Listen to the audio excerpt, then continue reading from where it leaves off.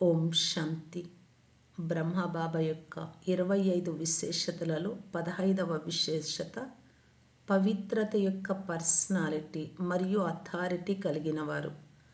1. పవిత్రత యొక్క పర్సనాలిటీ ఆధారంతో బ్రహ్మబాబా మొదటి నంబర్ యొక్క పర్సనాలిటీ లిస్టులోకి వచ్చారు. ఆదిదేవ్ మొదటి యువరాజుగా ఈ పవిత్రత పర్సనాలిటీతో అయ్యారు. స్వయాన్ని, మనస్సు, వాక్కు, కర్మను పవిత్రత పర్సనాలిటీ వారిగా తయారు చేసుకోవాలి. ఎందుకంటే బ్రాహ్మణ జన్మ సంస్కారమే పవిత్రత. అందువలన ఈనాడు లౌకిక బ్రాహ్మణుల ద్వారా ఏదో ఒక ప్రకారమైన శుద్ధమైన శ్రేష్ఠ కార్యాలు చేయిస్తారు. స్వప్నంలో కూడా అపవిత్రత సంకల్పాలు రారాదు.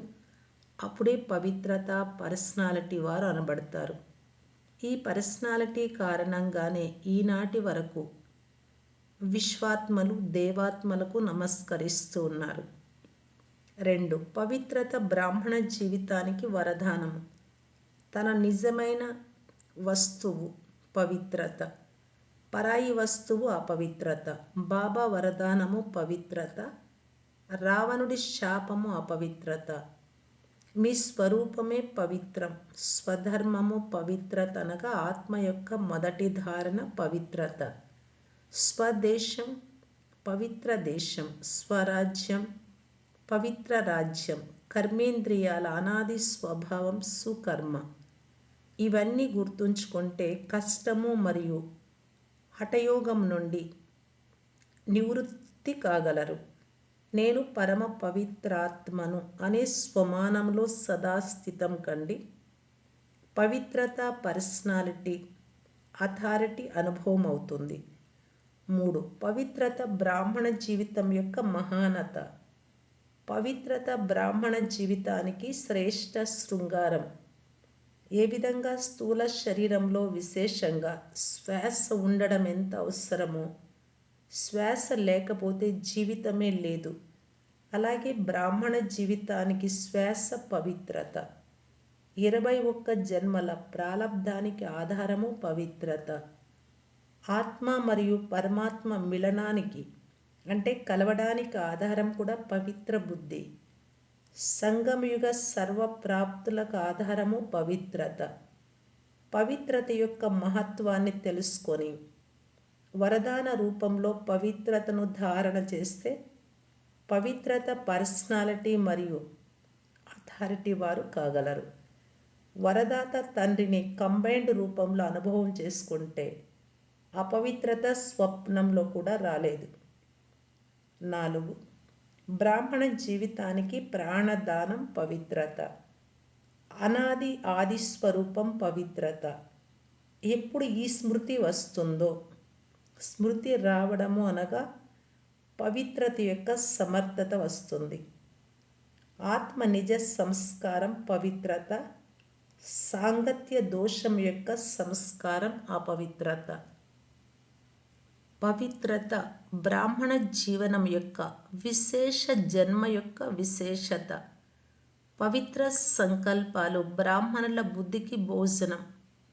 పవిత్ర దృష్టి బ్రాహ్మణుల నేత్రాలకు వెలుగు. పవిత్ర కర్మ బ్రాహ్మణ జీవితం యొక్క విశేష కర్తవ్యం. పవిత్ర సంబంధ సంపర్కాలు బ్రాహ్మణ జీవితానికి మర్యాదలు. ఈ మహత్వాన్ని స్మృతిలో ఉంచుకొని పవిత్రత యొక్క పర్సనాలిటీ మరియు అథారిటీ వారు కండి. 8. 5. ఏ పర్సనాలిటీ అయినా మనుషులను తన వైపు ఆకర్షితం చేస్తుంది. వర్తమాన సమయం బ్రాహ్మణాత్మలకు అన్నింటికంటే పెద్ద పర్సనాలిటీ పవిత్రత. ఈ పర్సనాలిటీనే స్వయం సర్వాత్మలను మీ ముందు వంగేలా చేయగలదు. అగర్బత్తి యొక్క సువాసన అందరినీ తన వైపు ఆకర్షిస్తుంది. అలాగే మీ ద్వారా అందరికీ పవిత్రత సువాసన అనుభవం కావాలి. ఎక్కడ చూసినా పవిత్రతయే పవిత్రత కనబడాలి. వర్తమాన సమయంలో ఇలాంటి అనుభవం చేసుకోవాలి అంటే ఇలాంటి స్వరూపంగా తయారు చేసుకోవాలి. ఇప్పటిదాకా ఏ శక్తిని, ధనాన్ని వెచ్చిస్తున్నారో ఆ పని పవిత్రత, పర్సనాలిటీ చేస్తుంది. కాబట్టి ఇలాంటి పవిత్రత, పర్సనాలిటీ మరియు అథారిటీ వారిగా కండి. 6. పరమ పూజ్యులుగా కావడానికి పవిత్రత, పర్సనాలిటీ మరియు అథారిటీ వారిగా కండి. బ్రహ్మబాబా సమానం పవిత్ర జీవితాన్ని తయారు చేసుకునే వారిని బ్రహ్మచారి అంటారు. ఒకవేళ పవిత్రత అనగా స్వచ్ఛత మాటి మాటికి ఖండితం అవుతూ ఉంటే పరమ పూజ్యులు కాలేరు. కావున చెకింగ్ చేసుకోవాలి. ఏ ప్రకారమైన మచ్చ నుండి అయినా నా రిజిస్టర్ ఖరాబ్ అవుతోందా అని. సదా బ్రహ్మచారి అనగా సంకల్పంలో కూడా ఏ ప్రకారమైన అపవిత్రత అయినా వృత్తిని చంచలంగా కానియరాదు. మొదట ఓటమి వృత్తి యొక్క చంచలత, తర్వాత దృష్టి మరియు కర్మ చంచలతలోకి వస్తుంది. కావున మొదట వృత్తిలో బ్రహ్మచారి కండి.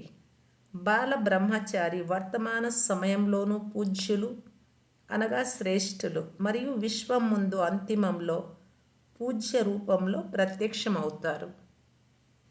7. పవిత్రత, పర్సనాలిటీ అనగా ప్రతి కర్మలో మహానత మరియు విశేషత. పర్సనాలిటీ వారు ఎప్పుడే కానీ చిన్న చిన్న విషయాలలో తమ మనస్సు, బుద్ధిని ఉంచరు. అపవిత్రత విషయాలను వింటూ కూడా వినరు, చూస్తూ కూడా చూడరు. దారిలో వెళ్ళేటప్పుడు ఎన్నో కనబడుతూ ఉంటాయి, వినబడుతూ ఉంటాయి. మనకు సంబంధం లేని విషయాలను చూస్తూ కూడా చూడము, వింటూ కూడా వినం. ఏదే కానీ చెడును, వ్యర్థాన్ని టచ్ చేయకండి మనస్సులో కూడా. అప్పుడే సత్యమైన వైష్ణవులు, పవిత్రత, పర్సనాలిటీ కలిగిన వారు అని అంటారు. 8. పవిత్రత యొక్క సంపూర్ణ రూపం బ్రహ్మచారితో పాటు బ్రహ్మచారి కావడం. బ్రహ్మచారి అనగా బ్రహ్మబాబా యొక్క ఆచరణ ప్రకారంగా నడిచేవారు. దీనిని ఫాలో ఫాదర్ అంటారు. ఎందుకంటే శివబాబా సమానం స్థితిలో ఉండాలి. ఆచరణలో లేక కర్మలో బ్రహ్మబాబాను ఫాలో చేయాలి. పవిత్రత యొక్క అర్థం సదా బాబాను జతగాడిగా చేసుకోవాలి. బాబా కంపెనీ అంటే జతలోనే ఉండాలి. సంఘటన కంపెనీ, పరివారంలో స్నేహము, మర్యాద అది అవసరమే కానీ ఆత్మల జతలో ఉంటూ బాబా కంపెనీని మరువరాదు. అప్పుడే పవిత్రత, పర్సనాలిటీ మరియు అథారిటీ వారుగా కాగలరు.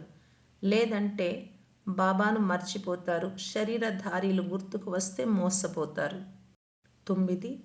ఏ పిల్లలు నిరంతరం విధిపూర్వకంగా అనాది ఆది విశేష గుణరూపంతో పవిత్రతను సహజం చేసుకుంటారో వారు విధిపూర్వకంగా పూజ్యులు కాగలరు.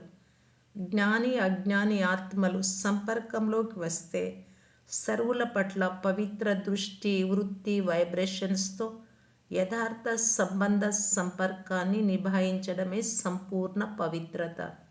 స్వప్నంలో కూడా బ్రహ్మచర్యం ఖండితం కారాదు. ఏ ఆత్మల పట్ల అయినా సరే ఏ ప్రకారంగానూ ఈర్ష్య, ఆవేశానికి వశమై మాట్లాడడం, కర్మ చేయరాదు. క్రోధంతో అంశ రూపంలో కూడా వ్యవహారం చేయరాదు. మనస్సు, వాణి, కర్మతో పాటు స్వప్నాలు కూడా పవిత్రంగా ఉండాలి. ఏ ప్రకారంగానూ పవిత్రత ఖండితం కారాదు. అప్పుడే బాబా సమానం పవిత్రత, పర్సనాలిటీ కలిగిన వారు అంటారు. 10. పవిత్రత, పర్సనాలిటీ కలిగిన ఆత్మ ప్రతి కర్మ యథార్థము మరియు యుక్తియుక్తిగా ఉంటుంది. యథార్థము అనగా ప్రతి సంకల్పంలో అర్థం ఉంటుంది. అర్థం లేకుండా ఉపయోగం లేని ఏ సంకల్పము వెలువడరాదు. ఆలోచన చేయకుండా చేసేసాను, మాట్లాడేశాను, అయిపోయింది అలా ఉండదు. పవిత్రత ధారణ స్వతహాగా యథార్థ సంకల్పము, మాటలు, కర్మ, స్వప్నాలను తీసుకొస్తుంది. బ్రాహ్మణ జీవితం ప్రకారం తయారైన దినచర్య ప్రకారం వారి ప్రతి కర్మ యథార్థంగా, విధిపూర్వకంగా ఉంటుంది.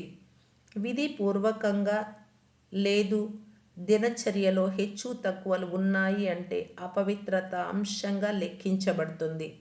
ఎందుకంటే ఆలస్యము మరియు సోమరితనం మరియు ఏది యథార్థ కర్మ కాదో అది వికారం. 11 పవిత్రత యొక్క పర్సనాలిటీ బ్రాహ్మణ జీవితం యొక్క విశేషత. బ్రాహ్మణులు అనగా పావన ఆత్మలు. పవిత్రత సుఖశాంతికి జనాని అంటారు. మనస సంకల్పాలలో పవిత్రత అంటే దాని గుర్తు మనస్సులో సదా సుఖ స్వరూపం, శాంతి స్వరూపం అనుభూతి అవుతుంది. ప్రతి సమయము చెక్ చేసుకోవాలి. ఏ ప్రకారమైన చిక్కులైన సుఖశాంతి ప్రాప్తిలో విఘ్న రూపం అవుతోందా? ఒకవేళ ఎందుకు, ఏమి అనే ప్రశ్నలు వస్తూ ఉన్న సంకల్ప శక్తిలో ఏకాగ్రత లేకున్నా, ఈ ప్రశ్నలు ఏకాగ్రత లేని చోట సుఖశాంతి అనుభూతి కాదు. కావున ఎవరు సుఖశయ్యపై ఆరాంగా అనగా శాంతి స్వరూపంలో విరాజమానమై ఉంటారో వారే పవిత్రులు.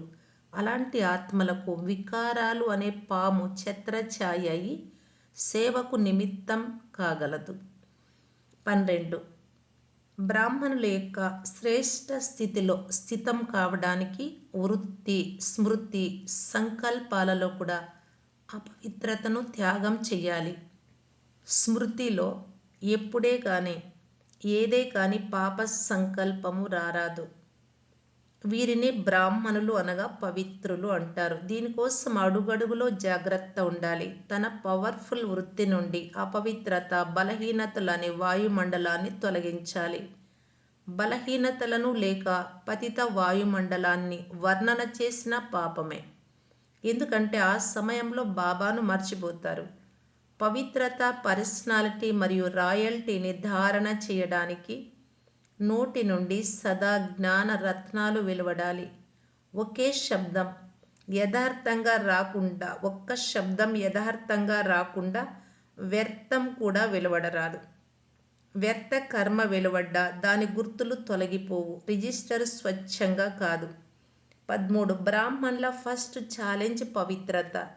సంబంధ సంపర్కంలోకి వస్తూ ఈ ఫస్ట్ ఛాలెంజ్ బలహీనం కారాదు. మీ మొదటి ప్రతిజ్ఞ అన్ని సాంగత్యాలు వదిలి మీ ఒక్కరి సాంగత్యంలోనే ఉంటాను, మీ జతలోనే తింటాను, మీ జతలోనే కూర్చుంటాను, మీ జతలోనే మాట్లాడతాను, మీ జతలోనే నిద్రిస్తాను, మీ జతలోనే అన్ని కర్మలు చేస్తాను, మీరు తప్ప ఇక ఎవ్వరూ లేరు. ఈ ప్రతిజ్ఞ పైన పూర్తి అటెన్షన్ ఉంచడము అనగా పవిత్రత, పర్సనాలిటీని ధారణ చేయడం. ఈ మొదట పవిత్రత ఛాలెంజ్లో ఇన్ఛార్జ్ కండి. ఇది అన్నిటికంటే పెద్ద బాధ్యత. అన్నిటికంటే మొదటి ప్రభావం ఈ విషయానికే. ఈ ఒక్క విషయం అసంభవాన్ని సంభవం చేస్తుంది. ఇందులో దృఢంగా కండి. ఎప్పుడే కానీ స్వయం యొక్క సంస్కారాలలో మజ్బూర్ కాకండి. బలహీనతలన్నింటినీ తొలగించాలి. దృఢత్వం యొక్క అలలను వ్యాపింపచేయాలి. 14 బ్రహ్మకుమారీల అర్థం సదా పవిత్రత, పర్సనాలిటీ మరియు రాయల్టీ కలిగిన వారు. ఈ పర్సనాలిటీ విశ్వాన్ని మీ పవిత్రత వైపు ఆకర్షితులను చేస్తుంది. ఈ పవిత్రత, రాయల్టీ ధర్మరాజ్ పురి నుండి విడుదల చేస్తుంది. ఈ పవిత్రత, రాయల్టీతో భవిష్యత్తు రాయల్ ఫ్యామిలీలో రాగలరు. చెక్ చేసుకోవాలి. ఈ పవిత్రత, రాయల్టీ మరియు పర్సనాలిటీ జీవితంలో ఎంతవరకు తీసుకొచ్చాను అని. శరీరం యొక్క పర్సనాలిటీ ఆత్మలను దేహాభిమానంలోకి తీసుకొస్తుంది. పవిత్రత, పర్సనాలిటీ ఆత్మ అభిమానులుగా చేస్తుంది, బాబాకు సమీపంగా తీసుకొస్తుంది. ఇప్పుడు పవిత్రత, పర్సనాలిటీ ద్వారా అనగా దృష్టి, వృత్తి, కృతి యొక్క పరివర్తన ద్వారా సర్వులకు బాబా సాక్షాత్కారం చేయించే దర్పణం కండి.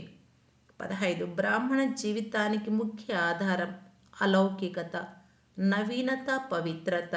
బ్రాహ్మణ జీవితం యొక్క ఛాలెంజ్ కామజీత్. లౌకిక బ్రాహ్మణుల గుర్తు పిలక జంధ్యం. అలాగే సత్యమైన బ్రాహ్మణుల గుర్తు పవిత్రత మరియు మర్యాదలు. పవిత్రతకు మొదట ఆధారం మూర్తి పాయింట్, స్మృతి యొక్క పవిత్రత. తర్వాత వృత్తి మరియు దృష్టి యొక్క పవిత్రత. ఎప్పుడు స్మృతిలో పవిత్రత వస్తుందో నేను పూజ్యాత్మను, నేను సంపూర్ణ నిర్వికారి సర్వగుణ సంపన్నాత్మను అని. వీరు సర్వులను ఇదే దృష్టితో చూస్తారు. ఇలాంటి పవిత్ర స్మృతి దృష్టి వృత్తి కలిగిన వారు పవిత్రత పర్సనాలిటీ లేక అథారిటీ వారు. 16. పవిత్రత శక్తి బ్రాహ్మణ జీవితానికి పునాది. ఒకవేళ ఈ పునాది బలహీనంగా ఉంటే ప్రాప్తుల యొక్క 21 జన్మల బిల్డింగ్స్ నిలబడలేవు. పునాది కదులుతూ ఉంటే పవిత్రత అనేది ప్రాప్తుల యొక్క అనుభవం సదా పొందలేరు. కనుక పవిత్రత భిన్న భిన్న రూపాలతో మంచి రీతిగా తెలుసుకొని స్వయం కోసం కఠినమైన దృష్టిని ఉంచాలి. ఇందులో స్వయాన్ని నడిపించుకోకండి, సోమరులు కాకండి. ఇది చిన్న విషయం కాదు. పరమాత్మ ప్రభావం నుండి వెలువడి ఆత్మల ప్రభావంలోకి వెళితే ఈ విధంగా ప్రభావితం కావడం కూడా కామన అనగా కామ వికారం యొక్క అంశం. ఇది మహాశత్రువు కుల కళంకితమయ్యే విషయం. కాబట్టి ఈ వికర్మ పైన వికరాలంటే భయంకర రూపాన్ని ధారణ చేసి బాబా సమానం పవిత్రత పర్సనాలిటీ మరియు అథారిటీ వారు కండి. ఓం శాంతి.